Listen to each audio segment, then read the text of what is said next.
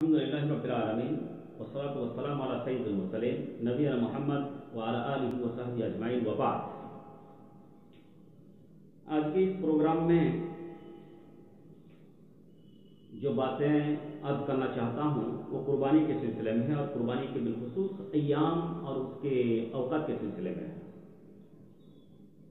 واضح رہے کہ قربانی کا وقت نماز عید کے بعد سے لے کر 13 ذی الحجہ غروب آفتاب تک ہے۔ نماز عید سے پہلے قربانی قطعی طور پر درست نہیں ہے۔ نبی کریم صلی اللہ علیہ وسلم فرماتے ہیں من ضحى قبل الصلاة فإنما ذبح لنفسه ومن ذبح بعد الصلاة فقد تم نسكه وأصاب سنة المسلمين، یعنی جس نے نماز سے پہلے اپنی قربانی کی وہ اپنے نفس کے لیے ذبح کیا، وہ قربانی اس کی نہیں ہوئی، اور جس نے نماز کے بعد ذبح کیا تو اس کی قربانی مکمل ہو گئی اور مسلمانوں کی سنت کو پا گیا۔ بخاری شریف 5556 نمبر حدیث، مسلم شریف 1961 نمبر حدیث۔ لہذا قربانی کے ایام 4 دن ہیں۔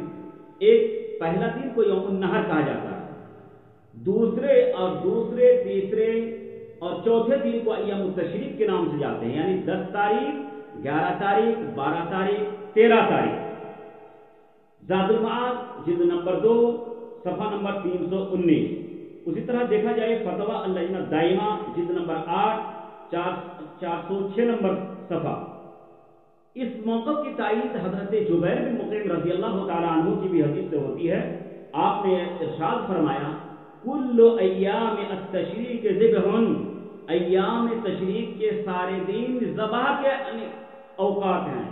مجموع الزواجر جلد نمبر 4 صفحہ نمبر 25 و اسنادہ ثقہ۔